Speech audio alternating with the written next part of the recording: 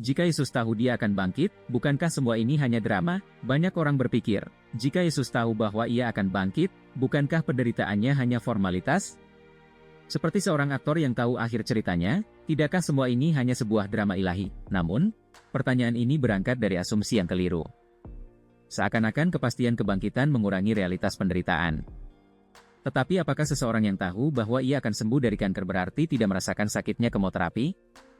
Apakah seorang tentara yang tahu bahwa perang akan dimenangkan berarti tidak mengalami rasa takut dan penderitaan di medan pertempuran? Mengetahui hasil akhir tidak menghapus realitas penderitaan di sepanjang jalan. Kesalahan logika lainnya adalah mengabaikan kedalaman penderitaan Yesus. Penderitaannya bukan sekadar fisik, tetapi juga spiritual. Ia menanggung seluruh beban dosa manusia, sesuatu yang tak pernah dialami siapapun dalam sejarah.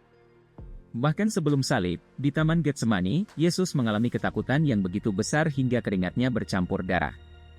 Pergumulan hebat ini adalah realitas yang nyata. Cambuk mengerikan yang mencabik dan merobek tubuh Yesus bukan sebuah drama.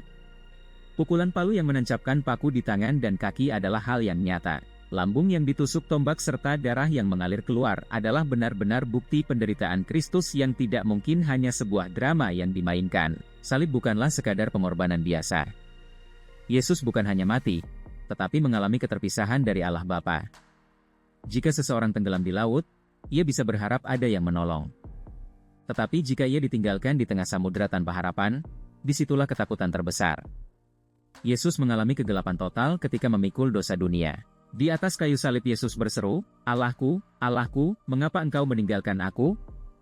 Hal ini menegaskan bukan saja penderitaan secara fisik tetapi juga penderitaan spiritual. Kristus mengalami keterpisahan dengan Allah karena ia menanggung dosa dunia, sehingga murka Allah atas dosa ditimpakan kepadanya. Namun, kebangkitannya bukan hanya untuk membuktikan kuasanya.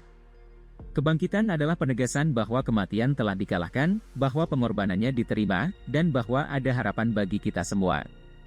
Jika Yesus tidak bangkit, maka sia-sialah iman kita. Tetapi karena ia bangkit, kita tahu bahwa keselamatan yang ia tawarkan adalah nyata. Paskah bukanlah drama yang dimainkan. Paskah adalah realitas nyata yang benar-benar dijalani Kristus secara total dan sepenuh-penuhnya karena Tuhan mengasihi manusia yang berdosa. Paskah adalah kemenangan nyata. Jika Yesus rela menanggung salib bagi kita, bagaimana kita akan menanggapi kasih-Nya? Hari ini, di dalam Kristus ada anugerah pengampunan dan hidup yang baru. Apakah engkau sudah menerimanya?